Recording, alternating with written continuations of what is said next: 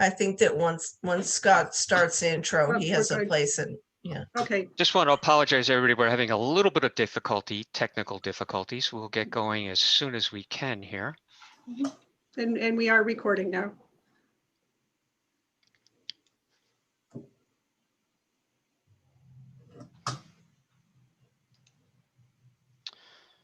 While we're all waiting, let me introduce myself. My name is Scott Millar. I am the Director of Community Assistance and Conservation with Grow Smart Rhode Island. And for those of you who aren't familiar with Grow Smart, for our Massachusetts friends, Grow Smart is the smart growth agency in Rhode Island, as our name implies.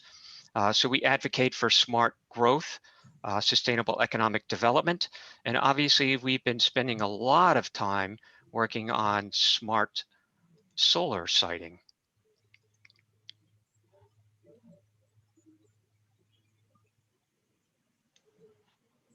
And just bear with us a second more. Thank you for your patience. Well, I'd like to start off by thanking Mass Audubon and all the other sponsors. Without their effort, this wouldn't have happened. Their input has just been fantastic. And I just want to explain the agenda very quickly. The agenda is up, as you can see, because we have a large number of people today. We're going to have to hold the chat function has been disabled, and you'll have to address questions through the Q&A, and we're going to hold all questions and answers until the end. Rhode Island and Massachusetts really have the opportunity to become national leaders in balancing two of our best weapons in the fight against climate change, forests and renewable energy. There's an urgent need for both states to set a new standard for meeting the challenge of climate change by encouraging renewable energy in developed and disturbed areas while preventing the continued loss of forests and natural areas. We believe Rhode Island and Massachusetts are to be commended and really deserve a tremendous amount of credit for quickly establishing renewable energy programs to cut our greenhouse gas emissions. And keep in mind, they had to start these from scratch. However, there was an unintended consequence of these programs that has made it cheaper to build solar on forests and farms. Moreover, some renewable energy advocates believed it was okay to sacrifice our forests and natural areas for solar. We are falling short in recognizing that clearing forests and for solar is counterproductive to a more comprehensive climate strategy. We think the fight against climate change it's very complicated and it has many components. But very broadly, the fight against climate change is like a three-legged stool where all the legs are needed for support. The first leg of the stool is we have to cut greenhouse gas emissions as fast as possible. And I think everybody knows and understands that. Both states are making very good progress, but the challenge to cut our greenhouse gas emissions is just a daunting task. For example, transportation accounts for almost 40% of the annual greenhouse gas emissions in Rhode Island, with heating our homes and businesses contributing approximately an additional 25%. In Rhode Island, there was a study done just recently that suggests it could take as long as 30 years to make the transition to heating our homes and businesses with electricity away from fossil fuels. So I think we can all agree it's going to take some time to get all the fossil fuel vehicles off the road and make the transition to heating our homes and businesses to all electric. Since it will be so challenging to generate all the renewable energy we need, the second leg of the stool is critical. And that's very simply, we need to conserve energy and use it as efficiently as possible to reduce our energy and demand. Both Rhode Island and Massachusetts have very effective programs to achieve that objective. In fact, they're really considered national leaders. In 2020, Massachusetts was number 2 in the country. Rhode Island was number 4. So that's something that we should all be very proud of. But the last leg of the stool, that's the one that hasn't received as much attention. And it's obviously equally important. We need to conserve forests and natural areas to absorb and store carbon. It has been well documented that forests and natural areas are the most practical and cost-effective tool we have to absorb and store carbon. The U.S. Climate Alliance identified carbon absorption and storage by forests and natural lands as a key objective for combating climate change. As deforestation continues, cities are going to become hotter. Flooding will increase and air and water will become dirtier. As the impacts of climate change continue to intensify, it's essential that we safeguard and enhance the capacity of forests and natural lands to absorb and store carbon. The crucial next step is to reform our renewable energy programs to provide incentives to accelerate solar in developed and disturbed locations, such as rooftops, landfills, brownfields, and parking lots, and stop any incentives that are encouraging the clearing of forests and natural areas to make way for solar development. So, what can provide Rhode Island and Massachusetts with clean and safe air to breathe and water to drink, create jobs, fight climate change, moderate stifling hot temperatures, protect native wildlife, provide a multitude of recreational opportunities, and add an invaluable sense of place to our communities? The answer is our forests. Conserving them is essential to sustain our quality of life. And now it's my great pleasure to introduce Frank Lowenstein. Frank currently serves as the Chief Operating Officer of the New England Forestry Foundation. He has played a critical role in overseeing and advancing their climate change mitigation and adaptation work. He also leads their Exemplary Forestry Center, which seeks to maximize the contributions of New England's forests to mitigate the damaging climate impacts of climate change. Frank is a Switzer Fellow, a former Senior Fellow in the U.S. Department of State's Energy and Climate Partnership of the Americas, and he's also the author of 3 books. It's my great pleasure to introduce Frank Lowenstein. Thank you, Scott, and thanks all of you who have come here today. I'm going to go ahead and share my screen, which hopefully I get the right one. That should be showing now, and one of my fellow panelists, I'm sure, will tell me if not. I made the screen green for St. Patrick's Day, and I hope all of you have a very pleasant one and are able to celebrate in whatever fashion suits your desires. I wanted to first start by amplifying a bit on the climate challenge in front of us. Scott gave us a very nice 3-legged stool. What's behind that 3-legged stool, though, is really changes in so many aspects of our lives. The cars we drive, the way we heat our homes, maybe the way we cook our food, and for sure, the way we think about forests. And we haven't gone far enough yet at a global level. This graph shows the pathway of emissions over the last 5 years and what would sort of continue to happen by 2030 on a global basis. The orange line here is the commitments that countries have made under the Paris Climate Accords to date. And you can see that that would flatten emissions in the next 10 years. That is not nearly enough. The science says that we need to go much further. We need to get follow this line, this lower line, down to about half of our current emissions over the next 10 years. That's a very big challenge. We need to get rid of 187 gigatons of expected emissions over the course of the 10 years. So looked at another way, this is a figure from John Foley of Project Drawdown.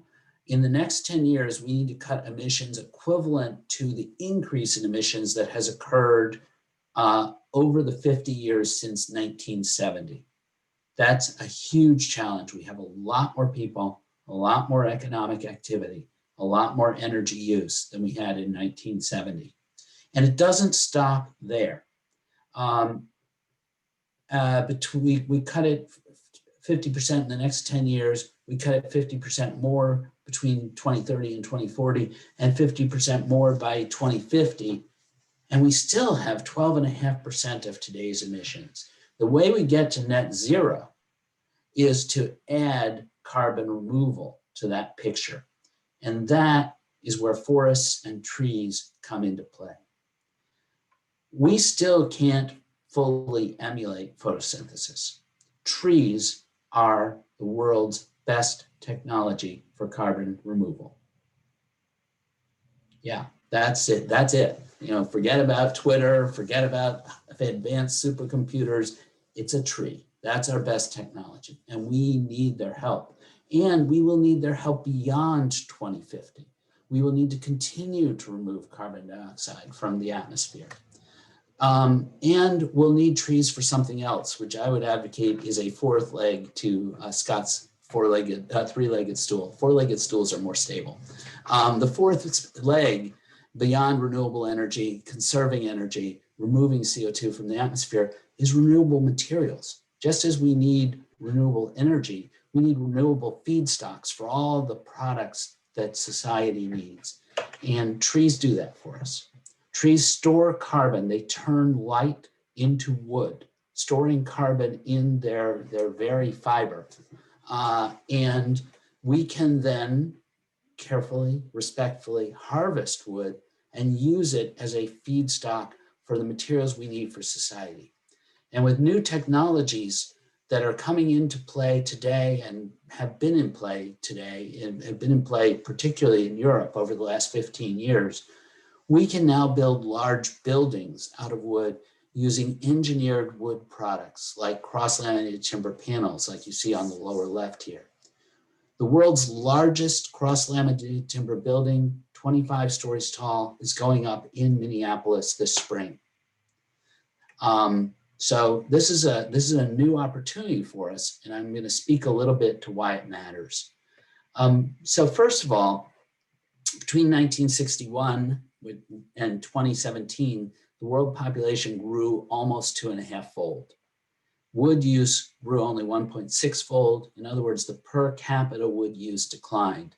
But meanwhile, the use of what I call the three horsemen of the climate apocalypse, steel, cement, and plastics, the uses of those three soared. We need to change that pattern. So at New England Forestry Foundation, we think about it this way. We think about it as an equation that we need to end forest conversion to maintain the carbon dioxide that's already stored and to also allow us to continue to have that sequestration ability of forests beyond 30 years from now. We need to use better quality forestry. We've put out an approach that we call exemplary forestry. There are other approaches out there. Exemplary forestry isn't the only way to do it. It's one way to increase the productivity of the forest, the actual amount of carbon dioxide removed from the atmosphere per acre per year. With exemplary forestry, we can basically double the average productivity per acre per year of New England forests on an average basis. That lets you do two things. It lets you store more carbon in the living forest. You have more volume of wood on a given acre of land. And it also lets you continue to harvest wood to create wood products, and long-lived wood products like wood flooring, like wood paneling, tables, and wood buildings all keep that carbon dioxide locked out of the atmosphere. Together, this can be an important new climate wedge. This is very much in line with what the IPCC has called for, where they call for sustainable forest management to maintain forest carbon sinks and enhance forest carbon stocks. So sinks are the amount that's coming out of the atmosphere each year. Stocks are the amount stored in living forests. And then long-lived wood products that can substitute for emissions-intensive materials. So let's look briefly at these three components. First of all, ending forest conversion. It doesn't matter whether you're talking about burning in the Amazon to create agricultural lands or clearing, as in this photo in Vermont, for new solar fields or for residential development. All of those three are reducing our future sequestration capacity, our future ability to generate renewable materials for our future economy. We need to work to end all aspects of forest conversion.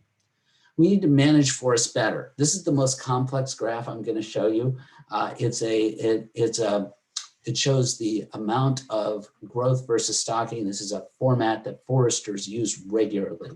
And when a forest is between the B and the A line, it is using all of the light energy that is reaching it. And that's a good thing. We're converting all of the light into wood and the sugars that trees use for their day-to-day existence. Right now in New England, we have significant numbers of forests that are not stocked between the B and the A line, that have fewer trees or smaller trees. And many of those may even be below the C line, at which point we are letting light energy go unused. We need to change that. If we do change that, here's what can happen. These are results from 5 forests owned by New England Forestry Foundation, where we have at least 30 years of record, as well as one forest that used to be owned by Professor Seymour of the University of Maine. In all of these cases, you can see that the initial stocking, shown in the left-hand bar, is lower than the final stocking. There's more carbon in the trees at the end of the time period than at the beginning, and yet still, we were able to continue to harvest timber, shown in the red and pink. The red is that saw timber that's suited for long-lived forest products. So in all of these cases, stocking increased and harvest continued. This is what exemplary forestry can do, and similar approaches. Finally, what about wood buildings? This is a picture of the new dorm at RISD, right there in Rhode Island. And it's one of what I think of as sort of 2 flagship cross-laminated timber buildings here in New England. And by building buildings out of wood instead of steel and concrete, we avoid the emissions that would be generated by that steel and concrete. You have to heat both of those materials to 2,500 degrees Fahrenheit in order to produce them. Concrete production alone is responsible for about 10% of our global emissions. If we build with wood, we never emit that carbon. In addition, the structure of the building stores carbon long-term that is harvested from the forest, and now it's locked up in the building. Now, of course, it was in the trees beforehand, but we're seeing that globally rates of forest disturbance are increasing due to climate change. This is, over time, it will become more and more important that we have a mechanism to capture carbon from the forest and lock it up for the long term. Finally, because cross-laminated timber can enable denser development around transportation hubs, because it allows construction affordably in the 6 to 12 story range that currently you see virtually nothing built in, it will enable a denser pattern of development that can reduce residential sprawl. That's a huge benefit. So what's this look like in a New England context? The orange on this graph shows emissions here in New England from 1990 to 2017. The brown wedge, particularly the top of that brown wedge, shows the emissions that we can emit to 2050 if we're going to get to net zero. So we need to have, again, this very steep decline starting right away. So now I've added in this gray triangle the needed emissions reductions relative to if we just continued emissions today at their current level. And that is about 2 gigatons of carbon dioxide equivalent that we need to not emit. How much of that can forests do? A very large amount, about 1/3 by New England Forestry Foundation's calculations. That is huge. Forests, if we take care of them right, if we use them right, and if we save them from being converted, can do 1/3 of what we need between now and 2050. And they can be there for us and be ready to go for the next phase of climate mitigation. We cannot afford to lose that capability. Here's a little bit of detail on that wedge, that green wedge in the previous slide. About 100 million tons of carbon dioxide comes from either avoiding conversion of forests or from the benefits of mass timber buildings. This isn't reflecting all the other wood buildings that already are being built or could be built using other technologies. And then the biggest part of the wedge is coming from improving forestry. And this is particularly focused in northern Maine and western Maine and down east Maine, and also northern New Hampshire. The industrial forest lands of northern New England that are owned by individuals and companies largely for the benefits of those forests financially. They're in it as a business proposition, and right now they are not getting paid for carbon in a simple enough way and a high enough value way that that's what they're managing their forests for. So they're managing it for maximum productivity, or at least maximum short-term production, and that's resulting in less carbon stocking than those forests could have. If we want that to change, we need to think about how we meet the needs of those landowners. So here's a set of recommendations. First of all, no net loss of forests. We need to go that way as part of the Resilient Lands Initiative in Massachusetts that has recommended that. And part of that needs to be stopping incentivizing forest clearing, as Scott spoke to. That means increased incentives for solar in developed areas, so that's more appealing. This picture is a solar canopy in the REI parking lot in Natick, Massachusetts. I've been to this parking lot many times because I like REI. And I can tell you, it's really nice to have a solar canopy. Your car is cooler in the summer. When you step out in the rain, you have time to put up your umbrella before you get wet. And in the winter, you don't have to worry about clearing your car when you come out from shopping. Every parking lot should have solar canopies. Every rooftop should have solar before we ever clear an acre for solar. We also need more funding and support for forest conservation and for improved management. And I know there's a bill here in Rhode Island to advance forest conservation and provide some additional funding for it. There's approaches being thought about for that in Massachusetts as well. Forest conservation is important as an option for landowners who otherwise need to sell their land for whatever reason, and otherwise are faced with, what are they going to sell it for? Something that's other than forest. We need to improve our forest management, and there's a couple of pieces to that. First of all, we need to recognize that not just stopping harvest or reducing harvest may not do very much at all, in part because wood, as I spoke to earlier, substitutes for more carbon intensive materials like steel and concrete, but also we live in a global wood market. If we reduce harvest in one place, the research shows that it just gets harvested somewhere else. And I'd rather have forest products sustainably harvested from the forests of New England than I would to see the clearing of primary forests in other parts of the world, or some of the negative consequences environmentally that are associated with intensive plantation growth. We need to simplify payments for carbon storage.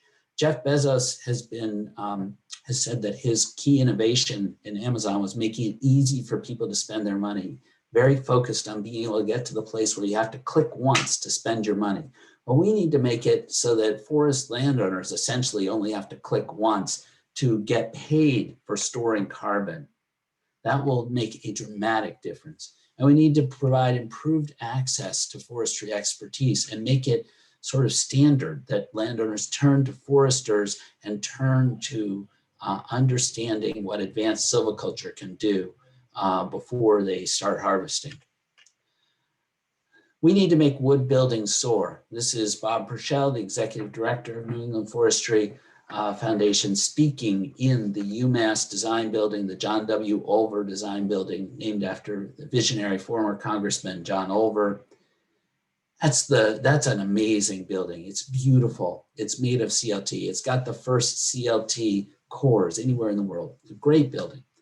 We can do more with wood buildings, and we can do that by adopting the 2021 revisions in the International Building Code, which is the code that applies to US and Canada. That's why it's international.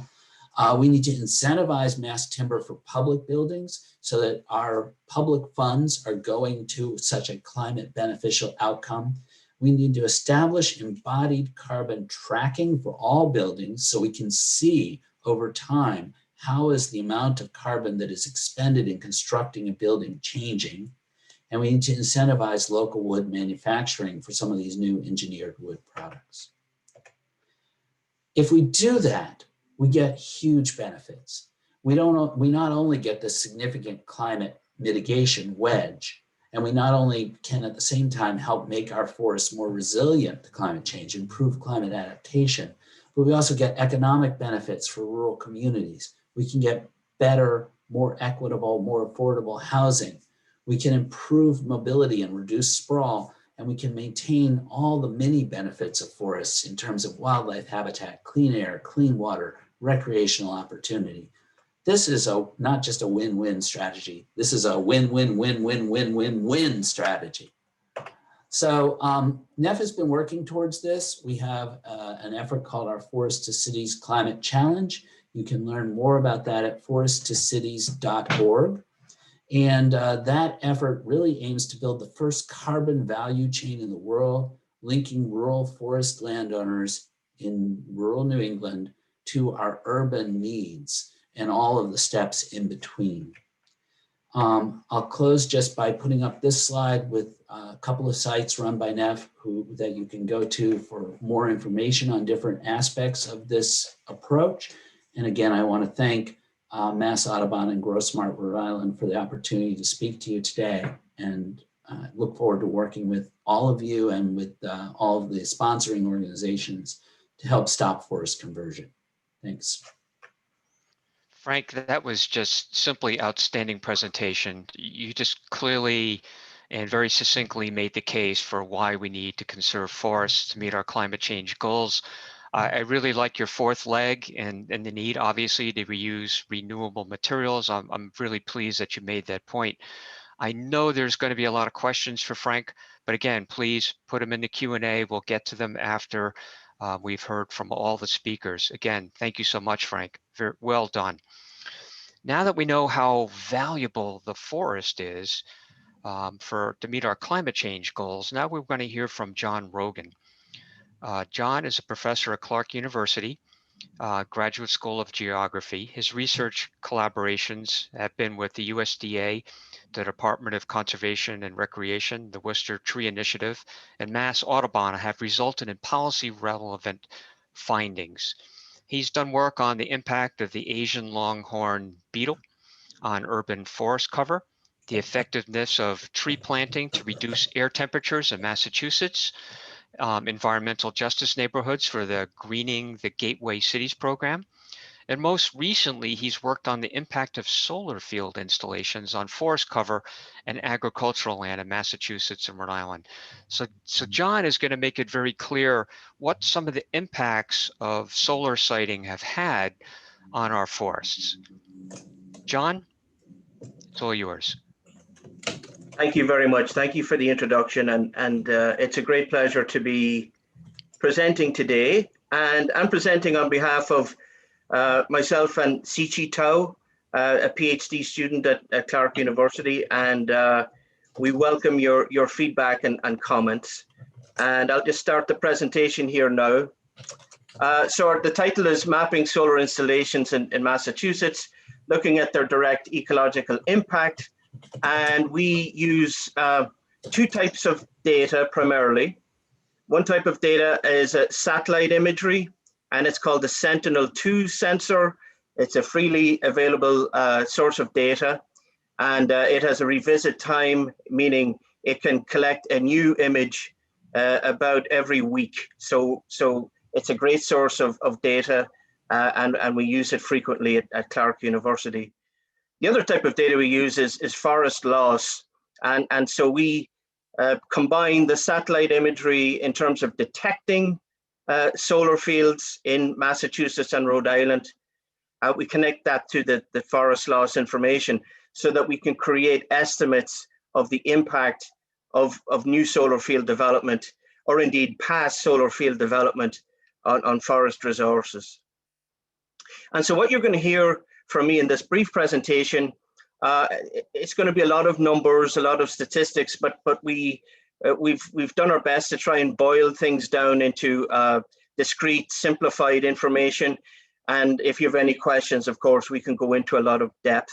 But the time frame for this work, both in Massachusetts and Rhode Island, is the last 20 or so years.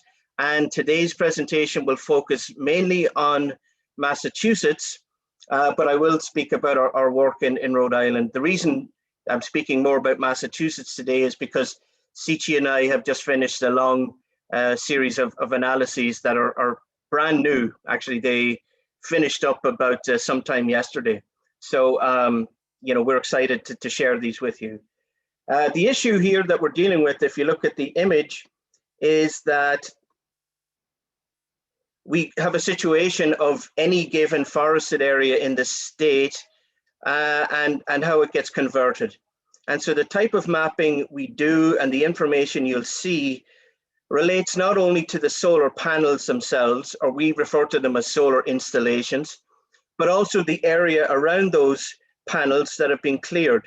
So you see that for a panel to be installed, this may well be a new road. There's a certain easement that's created between the panels and the forest nearby. So the panels themselves are mapped, but also the what we call the cleared area is mapped also. And one more point of clarification is that in this image in the top right, in yellow, you're seeing panels that were detected, and around them, the area being cleared. And so we don't make any distinction between a company that owns certain types of panels or another. We refer to these installations, if you will, as groups or clusters of adjacent panels. Suffice to say, before I dive into the results here, I'm sparing a lot of detail. However, the method that we've developed at Clark allows for accurate, repeatable, timely updating of maps. And so we hope to take the results here and move into the summer, where we'll be making updated maps through 2021. So the first set of results allows us to contemplate the impact of solar installations, in this case, in the state of Massachusetts. The map that you see here on the right is not to scale. That is, the size of the solar installations are exaggerated for cartographic reasons. You'd all be having a heart attack otherwise. But that being said, there is widespread distribution of solar fields in Massachusetts, primarily in Worcester County, but other areas towards the Rhode Island border as well. And these maps and tools, if you will be available to anybody who'd like to take a look at them afterward. And Sichi has developed an online map that allows you to query this information. But we can look at some of these summary statistics to give you a taste of what the data can tell us.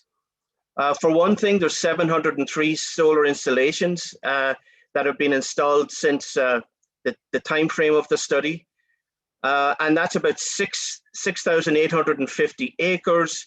And when we add on to that the area cleared around solar, that amounts to 7,687 acres, or about 30% the size of the city of Worcester. So if you were to take all of the solar and cleared land and aggregate it into one space, it would be about a third the size of the city of Worcester.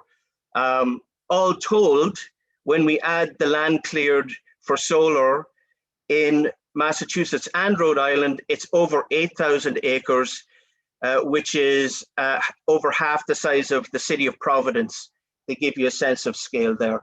Of course, it's not all aggregated together in that way, but it's dispersed throughout farmland and cleared land and forest land throughout both states, which has a very high degree of fragmentation. So you have these fragmenting features that are having basically untold ecological impacts at the moment. Some other points to make about the data: 44 solar installations have an array that's greater than 24 hectares. So as you see in this graph, in terms of the count of solar arrays and their distribution in terms of area, most arrays are in the smaller size, the size of 1 hectare, roughly the size of a football field, 2 football fields, 3 football fields, 4 football fields. So, you know, they're large in area, they're quite large in area, and they are distributed widely in various parts of the state. Some of them are on the much larger size, you know, 15 times the size of a football field. The median size of all solar installations is about 7 acres, which is quite large, right? So the median of the width of all of those fields from 1 to 15 acres is 7. So that's to give you a taste of the distribution of the fields and also their area as well. I mentioned that the tool that Sichi had designed. This is a tool that allows you to go online, and we can provide this information, and you can search by county or by town and query which areas have how many fields by comparison. In the case of this study, Worcester County has both the largest amount and the area of all of the solar installations in the state. And by town, the town of Palmer has the largest amount of solar installations at about 192 acres. So again, these data have been rendered from satellite through pretty complex techniques, but are available for you to use and query as you see fit. And indeed, if you see something else that you think should be included in an online mapping scenario, we'd be happy to talk about that. Okay, so we're focusing here on land that's influenced or impacted by solar in terms of what land cover was it prior to solar installation. And this pie chart here shows that for all of the land in Massachusetts, 49% of forest has gone to solar, 23% cropland to solar, and lowering amounts of grassland, barren, and others.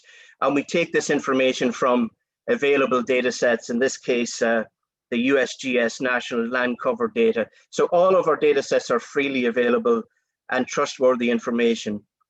On the y-axis here, you're seeing the hectares, or the area in solar from 2001 to 2019. And you can see as you go across the years, that the green bar is the amount of forest loss, and the tan or brown bar is the surrounding cleared land.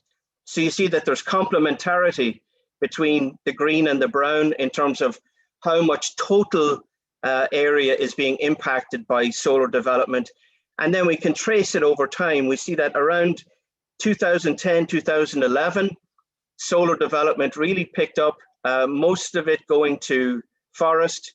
And we see the uptick all the way through 2015, reaching its maximum in 2016, and then decreasing to the present day. So the data allow us to look at impacts by land cover, forest impact, and also tracing it over time as well.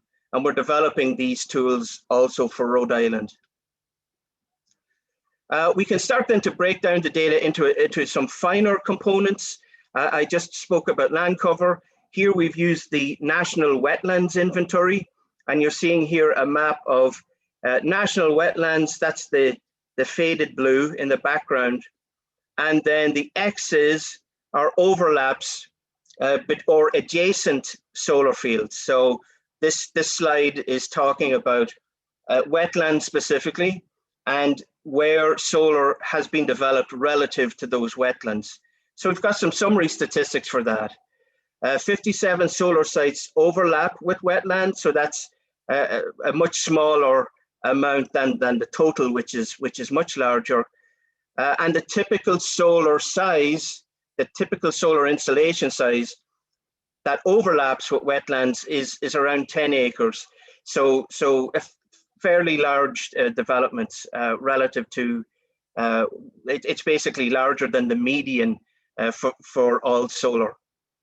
And the average distance to wetlands for all solar sites, so every solar site, is about 178 feet, which is within the range of nationally recognized buffer areas for wetlands and are recognized by all states.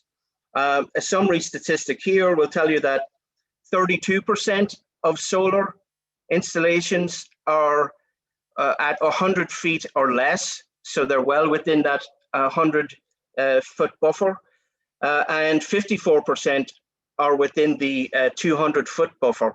So the summary of this slide is that there is a considerable amount of overlap and adjacency between solar field installations and wetlands that are recognized federally. We can then go into a more finer grain again. Here we identify those towns that actually have solar fields within that 100 feet buffer, or indeed solar fields that are actually in wetlands as defined by the National Wetlands Inventory. So again, just to reiterate, this is a far smaller subset of the total, but indeed we're identifying those towns that have solar that are within the wetlands themselves. In terms of the contributor, it's mostly forest. So in other words, forest loss or forest conversion to solar is the biggest contributor to those wetland overlaps. Okay, a couple more, and then I'll have a summary. We looked at three other instances. Natural heritage areas as identified by the state, and then rivers and ponds and lakes as well, just to give you a sense of the information. This is a map of the rare wildlife habitat in the state, and the X's indicate where solar fields are developed within those recognized habitats. And it's we can say here that on average, solar installations are about a half mile overall from all nationally, or yes, all statewide rare wildlife habitats. So again, that overlap is rather pronounced in a lot of these sensitive areas. Here is a look at the proximity between solar development and lakes or ponds. The summary of this, again, the maps convey the X's where there are precise overlaps between them. And so the average distance from solar to lakes or ponds is about 1,200 feet. So they are much further away from those types of attributes when compared to wetlands, in that case, designated wetlands. And in terms of proximity to rivers, while ponds and lakes was about 1,200 feet, in this case, it's about 800 feet. So again, giving you a sense of that proximity and boiling down the numbers into something that's mappable and we can digest in this fairly simple way. Just a look to Rhode Island, we had a presentation last December and Scott was present at that, so he knows this story, but we also have conducted similar analysis for Rhode Island. We found that in the same time frame, there's 69 solar fields or solar arrays in Rhode Island, and that amounts to about 740 hectares of land impacted. And in terms of the land cover types that are impacted, 48.6 of that land is due to forest loss. So what we're seeing in both Massachusetts and Rhode Island is that forest loss is the single largest contributor to the development, or to allow the development of Rhode Island by far in both states. Work that will happen later in the month and in April will provide information on the wetland impacts and the natural heritage impacts as well. So in summary, this was a quick view, but hopefully helpful we've mapped in Massachusetts 7,700 acres of land in solar installations. That's about the third the area of the city of Worcester. The median size of those arrays is 7 acres. And forest is impacted the most. About 50% of all land covers forests makes up 50% of the installations. In other words, 50% of all land occupied by solar has been due to deforestation. The quicker look we had at Rhode Island, which we'll follow up on soon, is that there are 69 installations at 740 acres, and 48% of forest loss went into the total amount of loss. In terms of wetlands and solar installations overlap, it's considerable. 32% of installations are within 100 feet of wetlands, the 100-foot buffer, and the average proximity is less than 200 feet. We've presented here today what we feel is an accurate, repeatable approach using freely available satellite data. And SEACHI has developed an online tool that allows data viewing by county or town. And the next steps will be to complete the Rhode Island analysis and update both states for 2021. And the single statistic I'll leave you is that the total land area in Massachusetts and Rhode Island is 8,440 acres, well over half the size of the city of Providence, about 60% the size of Providence. And just acknowledge many of the people who work very hard on this, the Clark University Human Environment Regional Observatory team, our HERO program, Emily and Max who worked on the solar information, and special thanks to Heidi, Stephanie, Martha, and Zara who have provided lots and lots of advice and information along the way. If you'd like to reach out to find out more, my information is here. And thank you very much. John, that was outstanding. Thank you so much for your presentation. Your analysis, the work that you put into this, you and your students, is just incredibly helpful. But unfortunately, it's also very sobering. I know this information was just simply not available in Rhode Island. So before your study, so I just think it's critical to document the scope of the problem before we can begin to find workable solutions. And that's what you've done. Tremendous effort. Thank you so much. Now that we know how valuable the forest is, and unfortunately we're losing quite a bit of it from solar development, now we'd like to hear from someone who has experience with solar development and get his perception of what some of the obstacles are from locating solar in developed and disturbed areas, because this person has done that. So now we're going to hear from David Milner. David is the founder and CEO of New Gen Capital, located in Warren, Rhode Island. Over the past 20 years, David founded and operated successful investment companies and businesses in energy and real estate. David was a director of climate and alternative energy at Hastings Funds Management, a private equity fund based in Australia. He was also the co-founder of the Climate Leaders Fund, a private equity fund in the US and Australia. In 2012, Mr. Milner took a sabbatical from New Gen to serve as the chief corporate officer of the Campaign to Fix the Debt, a national effort funded by the Erskine Bells and Senator Alan Simpson to encourage a comprehensive debt deal. David has a BA in economics from Middlebury College and attended the University of Chicago Graduate School of Business as a national fellow. David, it's all yours. Great, thank you. For some reason, I cannot start my video, so it says unable to start video, so I will just speak without the image.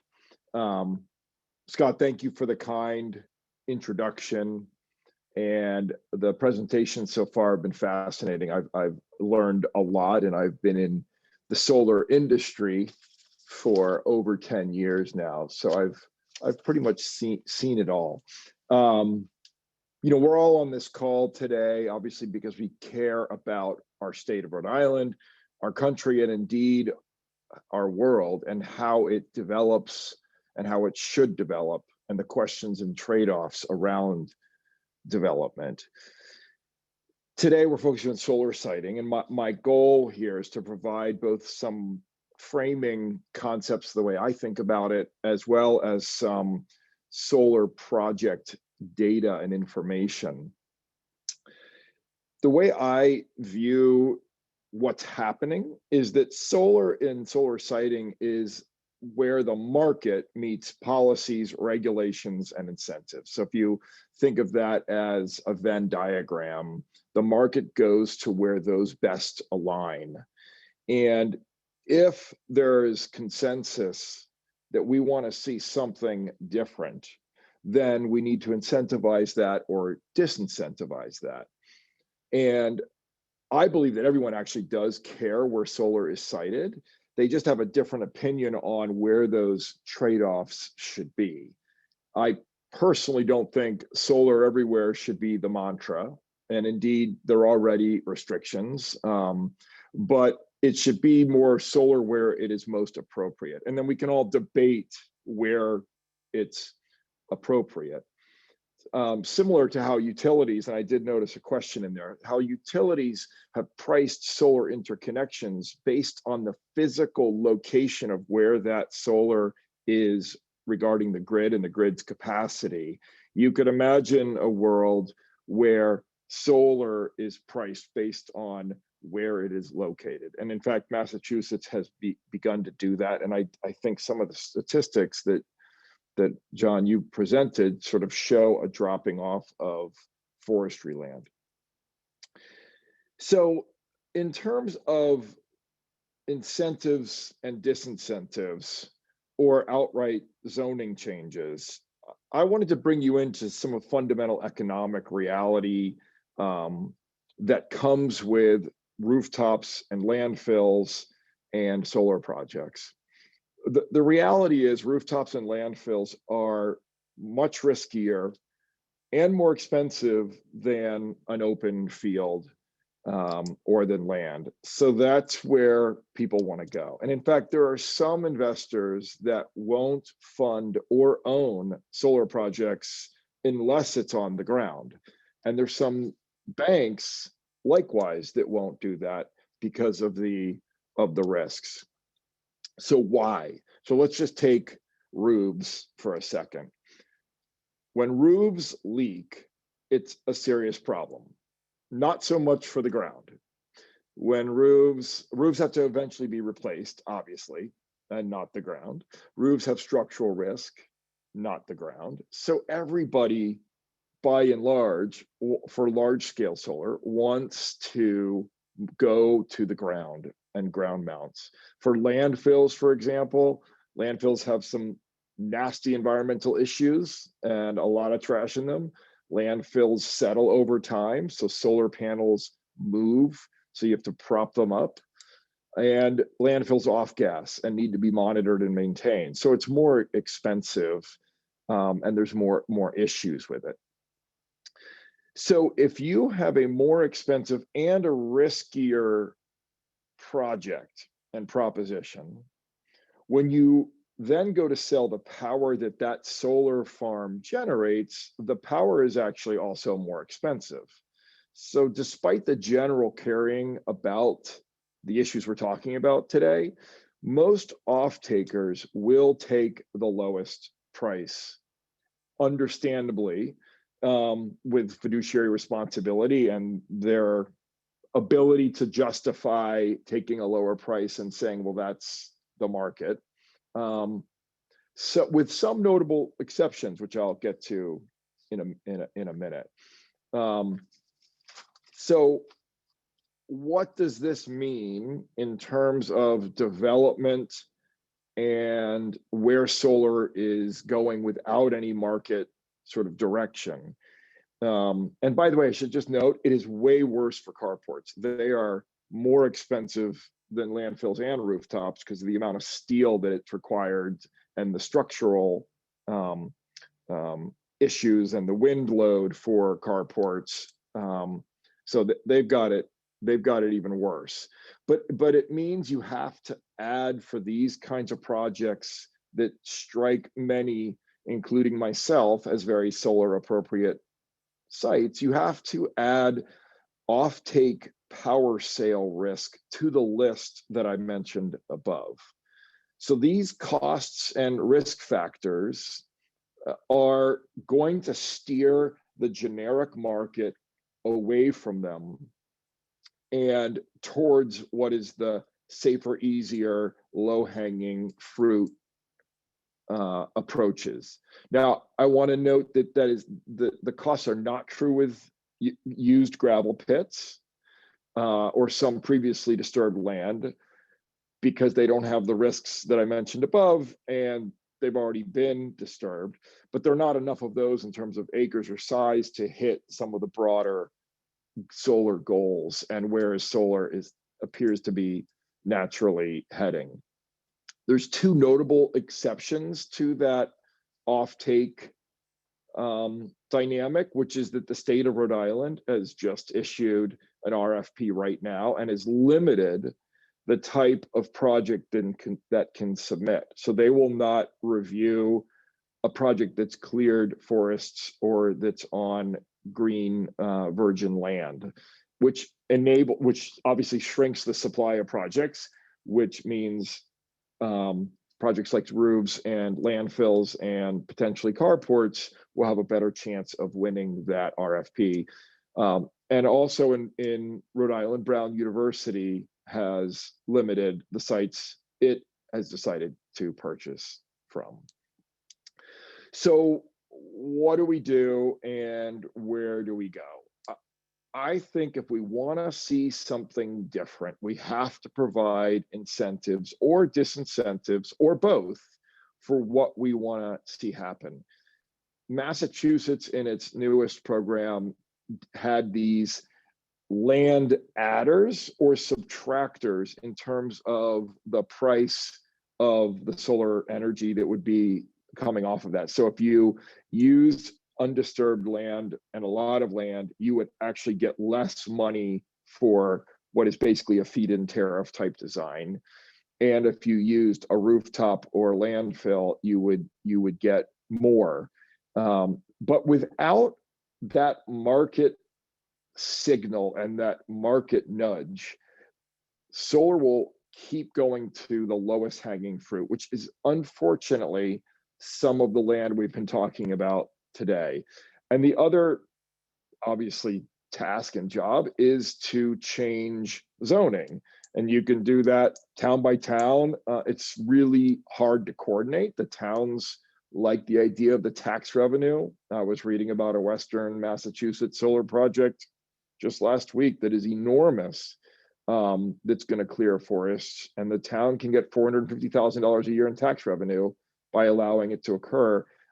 That's pretty tempting for some of these rural towns. So we really do, I think, need to incentivize what we want to see. And what I might do is give you just do a quick screen share of the sense of scale of what a rooftop that we're doing right now. Let's see if this works. There's also an article about it. I don't know if that's actually working. But in any case, this rooftop is about 15 acres. It's the largest roof that we're aware of to date in Rhode Island. It was the old Stanley Bostitch manufacturing facility. Oh, Yahoo Finance did an article about it.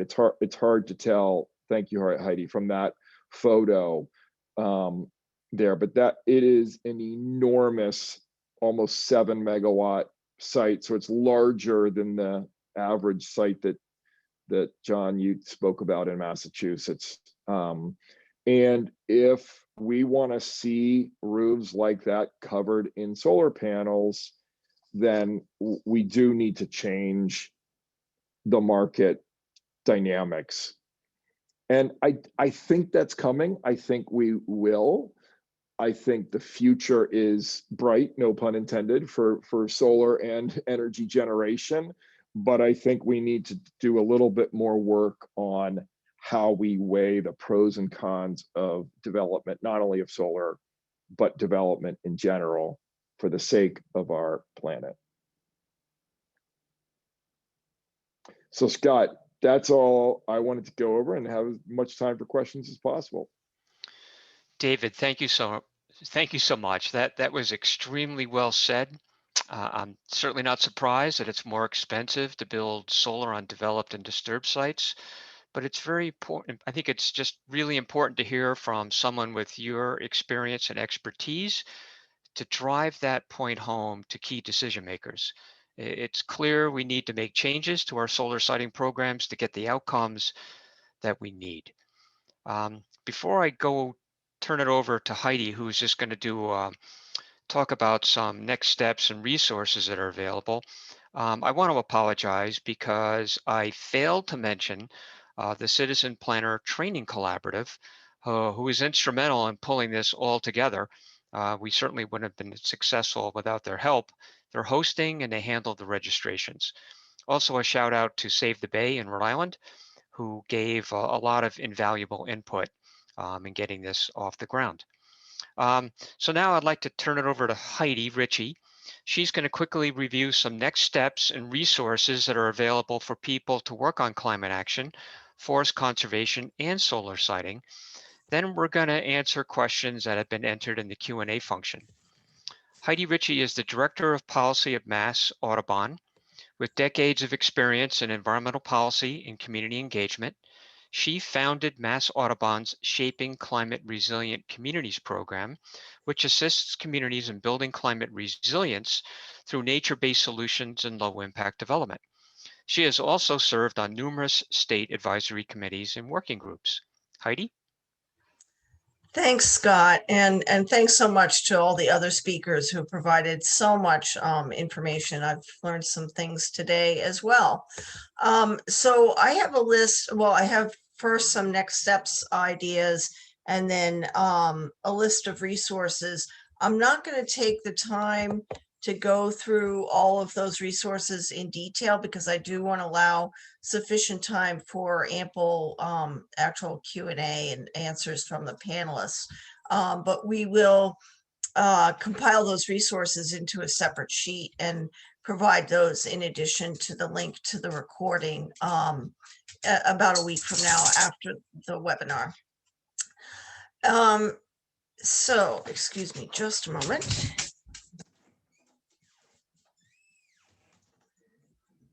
Fun times with Zoom, the dog decided he wanted to go out. So what's the solution to these issues that have been discussed, the conflicts that are developing between our need to protect forests and our need to rapidly develop solar energy? My suggestion would be that each state needs to develop a statewide plan. There also needs to be some regional planning on energy markets, and some of that's getting underway right now. And on some of the things I've laid out here, that there already has been some work done, but more work needs to be done, and it needs to be pulled together into a real plan and with public input as well. So first we need to identify what is our overall goal for solar capacity in Massachusetts or in Rhode Island to get to the net zero by 2050 goal, and some interim goals, 5-year, 10-year interim goals. Then we need to evaluate what is the availability of these already developed or altered sites, rooftops, parking lots, brownfields, etc.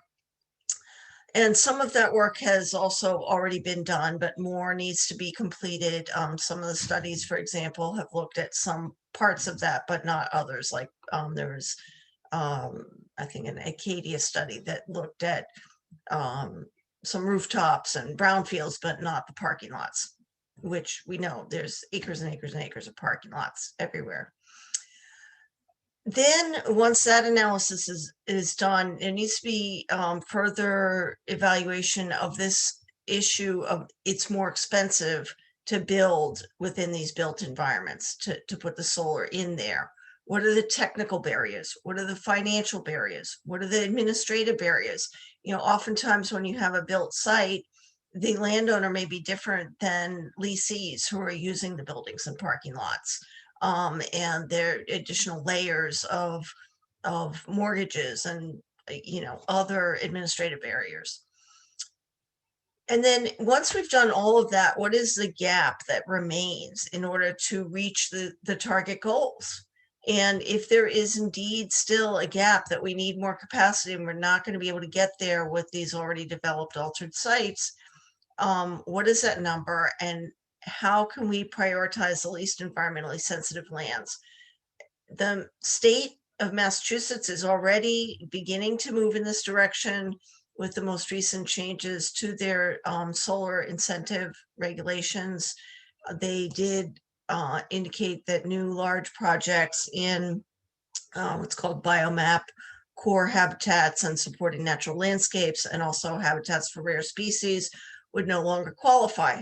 However, they've included some very large loopholes, existing projects in the pipeline, as well as what's called community solar projects. So now we see solar developers approaching communities and saying, hey, we've got a deal for you. You partner with us, you become, you know, an actual participant in this project, and we'll give you some extra financial incentives to do that. But what they're often not revealing is that their project won't qualify for the incentives unless it becomes a community-sponsored project. So that, you know, we need to realign these financial incentives, and it's complex and we're not going to solve all that today, but that's the framework that I would suggest that we look at. And I'd also just note in regard to the comments I made about the changes that have already been made in the regs, that you noticed in John Rogan's data that reduced rate of construction in forests since 2016. That may be partly due to the recent changes in regs, but it's also due in part to a big backlog with issues of interconnections and the inability of the existing grid to support these large remote sources of power. So that relates to other bigger energy planning issues. You know, we need to put this power close to where the loads are, and then also build storage in with that, and do microgrids and dispersed power, so that this is going to be much more efficient. And if we don't do that, we're going to have additional land impacts from expanding our transmission and distribution lines. So I'm going to real quickly just show you what's in some of the additional resources. I'm not going to describe all of these. There are a few pieces of legislation in Rhode Island. There's one that's in a hearing today on forest conservation and creating a new forest commission and new funding and incentives for forest land conservation, comprehensive climate bill, and then also a proposed new fund for climate resiliency projects. In Massachusetts, we have a comprehensive climate energy bill that's been passed twice now in the last few months. And today the House was slated to vote again for a third time. The Senate already approved it again earlier this week. It's gone back and forth with the governor vetoing it twice. This latest version incorporates some of his amendments, and the legislature has indicated that they are going to pass it for sure this time, even if they have to override some vetoes. And I wanted to highlight here some opportunities for comment. Right now, Massachusetts has a draft clean energy and climate plan out for public review through March 22nd. I really encourage folks to comment there. There is language in the draft plan about the importance of land, including forests. And there's even a little bit of a recognition of the conflict with solar, but they don't really say how they're going to, you know, they don't make a commitment to the kind of planning process I'm talking about to address this conflict and to reduce it and minimize it as much as possible. Similarly, there's another more kind of general public comment period open right now on the Massachusetts Environmental Policy Act regulations. They haven't even started drafting the regs yet. This is like the beginning of the process, and you can weigh in on anything that you think is important. So, you know, you could weigh in on this. The projects subject to MEPA include any project that has state funding, but the financial incentives that the state has been providing for solar are not considered state funding, even though they come from the state, because it comes from the ratepayers. So, you know, you might consider commenting on that. And then we have other resources, the state, the two states, their websites with a lot of information, reports and information on their programs, etc. And there are some other good reports available out there. Rhode Island produced a report on the value of forests. Mass Audubon's Losing Ground report and our companion fact sheets talk about the value of forests and other natural lands. The Narragansett Bay State of the Bay report has a whole section about land use and the importance of forests. And we have a solar siting webpage. Maine Audubon has some great resources. And then finally, I'd just like to note that New Jersey has already done the kind of planning process that I was talking about. So you might, if you can't write down this link, just Google New Jersey solar siting mapping, and you'll find they have an interactive map and a report. And the Cape Cod Commission has done a nice map recently as well. It's non-regulatory, it's a screening tool, but it's an interesting approach to identifying the appropriate and less appropriate areas for solar. So I think I'm going to conclude there, and we'll spend the rest of the time answering questions. Thank you, Heidi. We have over 70 questions, and we probably have a little bit more than 15 minutes left.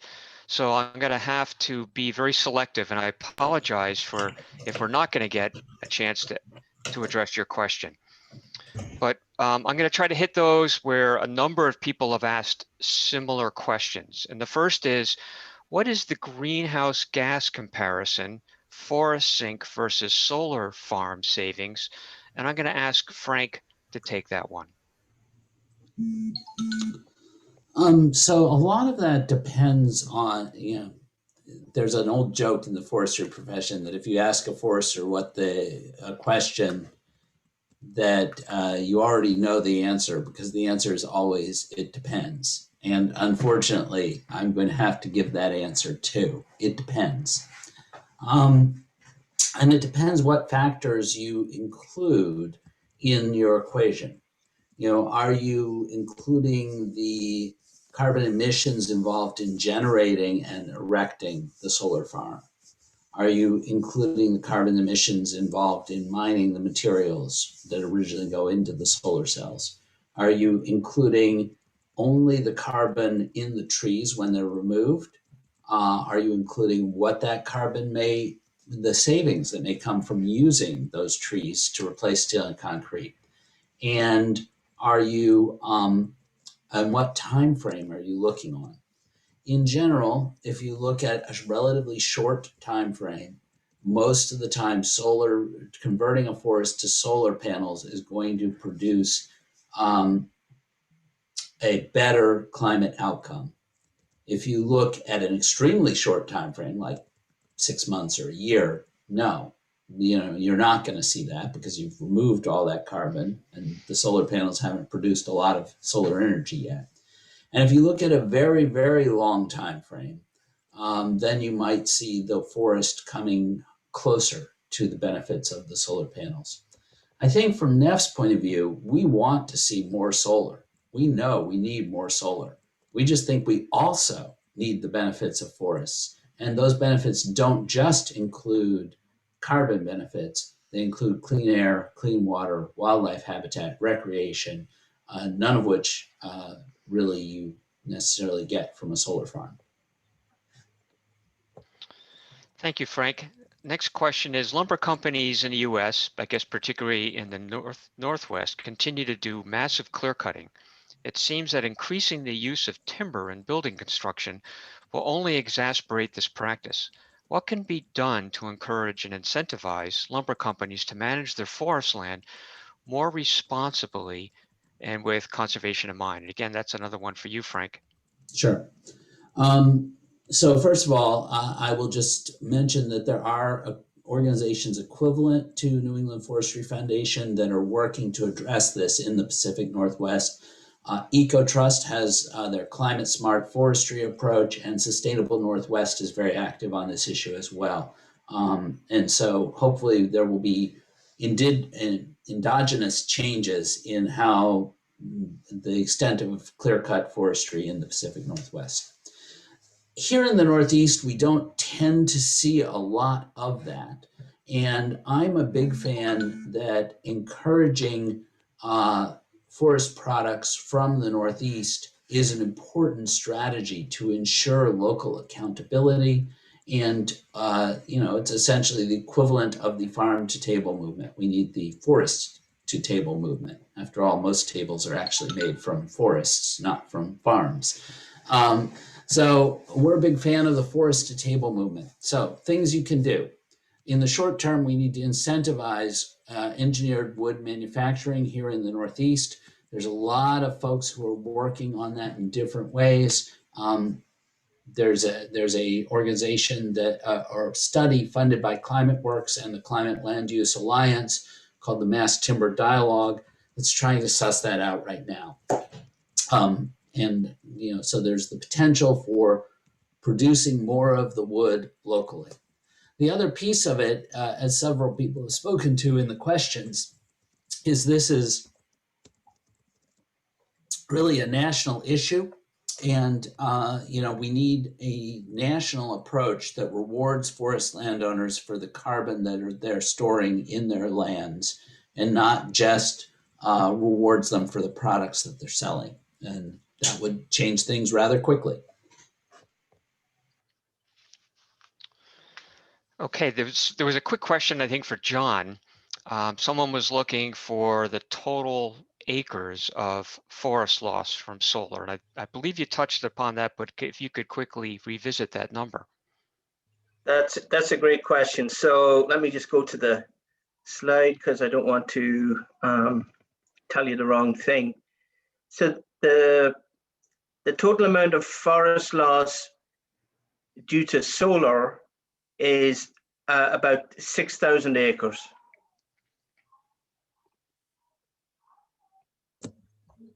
John, do you have what percentage of total forest loss that is, like from all sources, not just solar? Oh, great question. We could certainly produce that, but we focused today on the solar contribution. But the data sets we have could help us do that. Absolutely. That's a great question. John, another question for you. What are the wetland regulations that appear to be broken in your graph? I confess I'm not well versed in that field. Heidi probably would be better at answering that. If you don't mind me asking you, Heidi.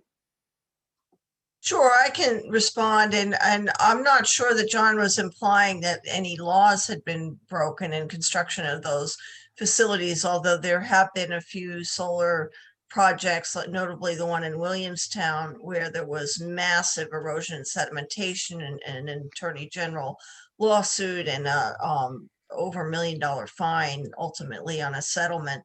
But for the most part, these projects are permitted properly, and if they're carefully constructed, they can occur. The issue is more the habitat fragmentation and the loss of buffering to wetlands and streams. Forests play a really important role in both water quality. There's pollutants that come out of the air, the rain, that forests absorb and protect our streams and wetlands. There's the cooling effect of cold water fisheries where these things are being built in headwater areas. So the regulations themselves are compromised in terms of the science, and they don't fully protect the resources. And that's true whether it's solar or some other form of development. So, you know, a whole new category of development that's creating new impacts on thousands of acres in close proximity of wetland is just, you know, something to be thinking about and be concerned about. Next question is for David. Is there any estimate of the financial disincentive necessary to skew solar to existing impervious areas developed in disturbed areas?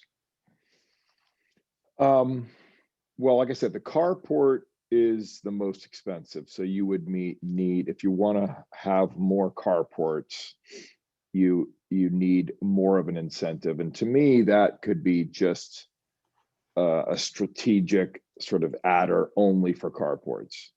For landfills and rooftops, I think the scale of the differential is probably between 10 and 15% more expensive, but that's enough to win or lose, you know, a bid for selling the power.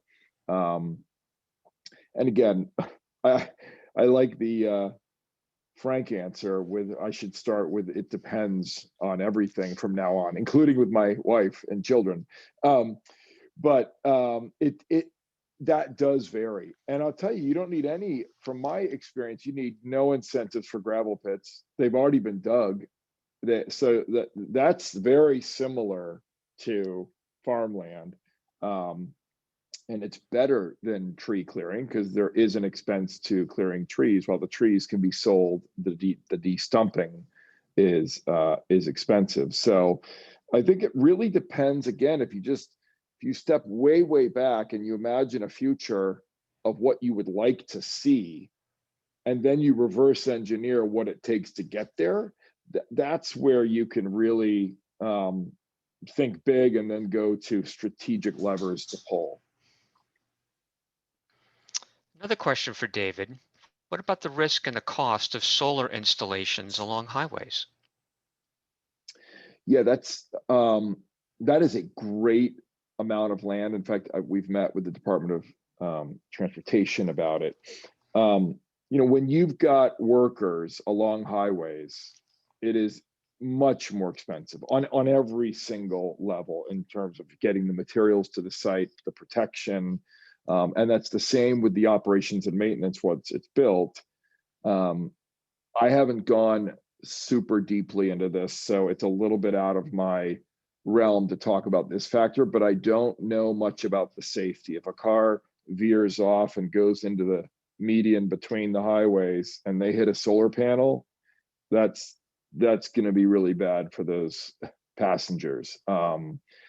So I think we'd have to really think about safety for that, but there sure is a lot of land. I mean, if you think of the category of disturbed land, and again, you go way out to see what is our society disturbed and why, and then what is best for solar, that could certainly be on the list. I don't know if that's near the top of the list.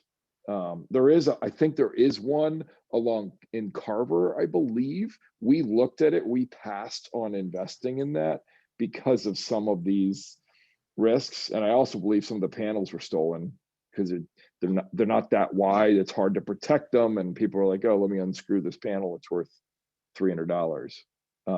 So, you know, as you drill down, the details make each thing more in the it depends category than clear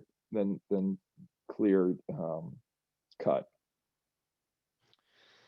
Thank you, David. Next question is, I've seen a number of questions about dual use on farms. And I know the University of Massachusetts has done a lot of work on that probably over the last 10 years. So they have a lot of information. So if we don't get to your question, that I think would be a very good source. But let me turn it to Heidi, because I think Massachusetts has more experience with that than does Rhode Island.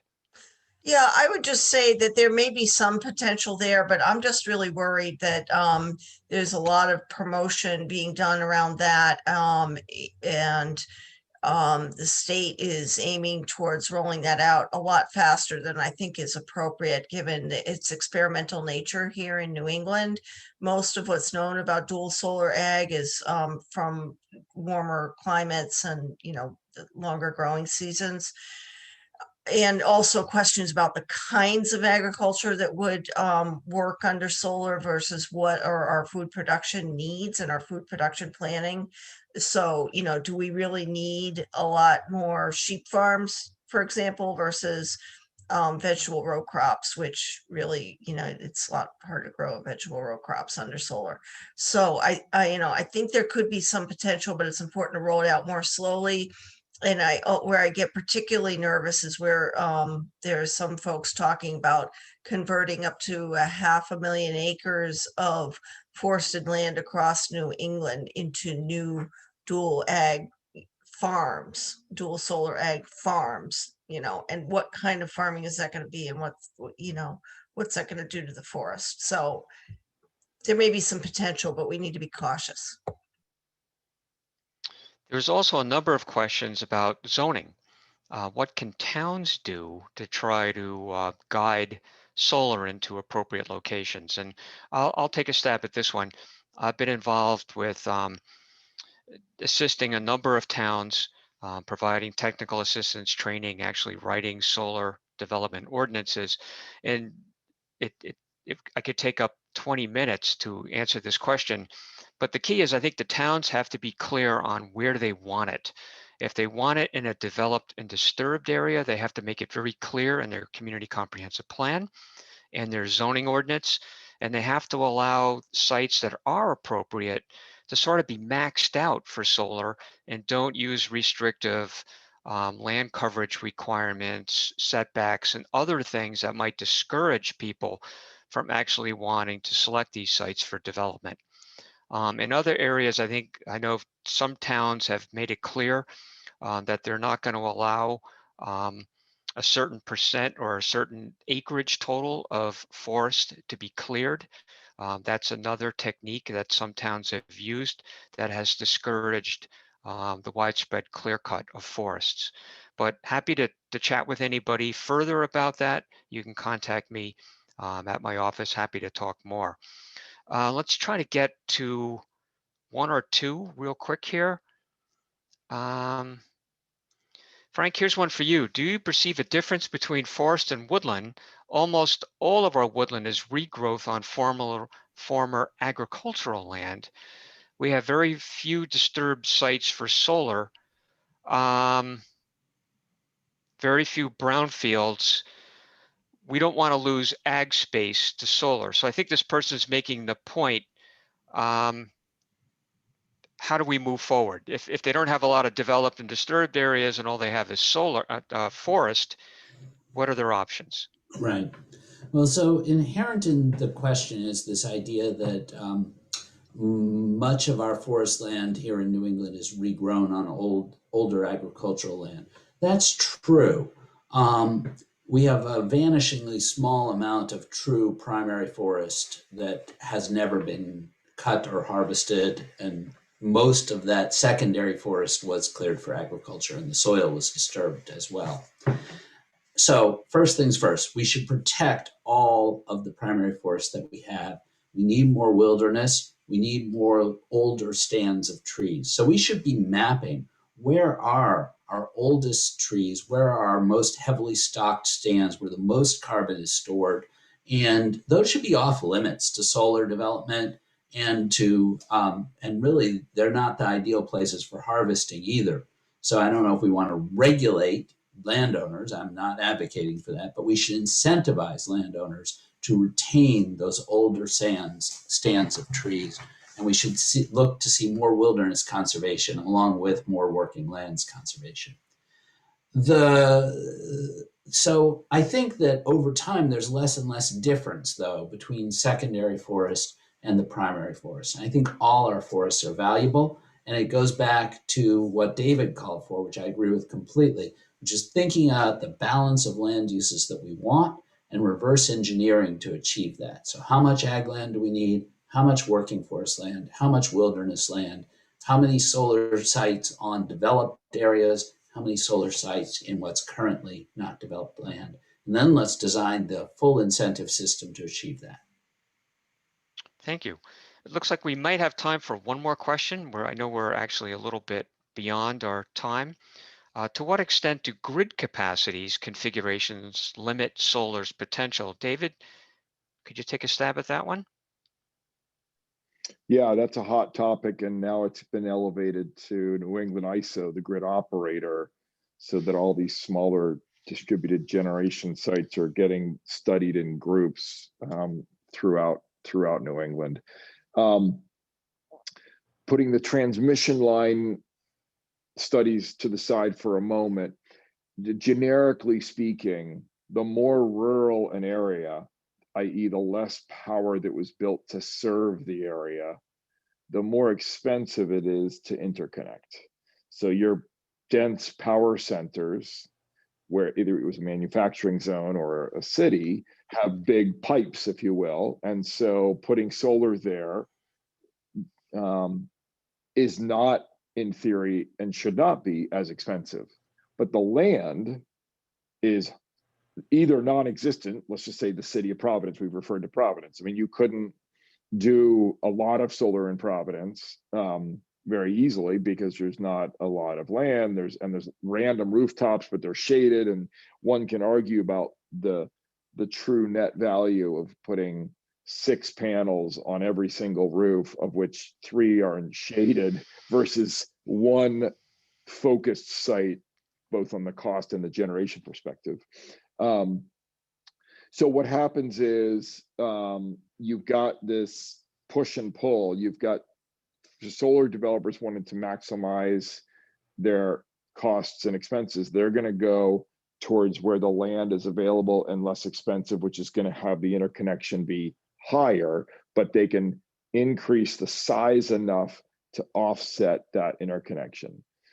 But we're hitting kind of a break point right now, which hence the transmission studies, where the bigger lines can't necessarily handle it. And if we do offshore wind, which will land in southern Rhode Island and Massachusetts, and you put 3,000 megawatts up there, you've got a whole nother scale of issue. So it does dramatically influence where solar is sited, for sure. And I do think if land gets more restricted in rural areas, then that would disincentivize, because of the interconnection cost, the ability to put the solar there. So whereas before you had a 20-acre site, if it was limited to 10, but you needed 20 acres to justify the interconnection, it's pretty binary. It just won't get built. It's not like, oh, we'll build a little smaller or we'll adjust. It's a sort of a yes/no decision when it comes to these interconnections. Thank you, David. I think we're going to have to stop there. Again, I'd like to thank our speakers, thank Mass Audubon for their cooperation and tremendous assistance. And again, I'd like to thank the Citizen Planner Training Collaborative for hosting and handling all the registrations for us. As a reminder, this has been recorded. A link will be sent out sometime next week. I know I've learned a great deal. I think our speakers did a tremendous job, and thank you so much for your time today. Thank you. And thank you, Scott, for pulling this together. Thank you all. everyone, I for learned a great participating. deal from the questions as well as from the other speakers. So thank you. Yes, Thank you. absolutely. Thank you so much, everyone. Thank you. Have a great day.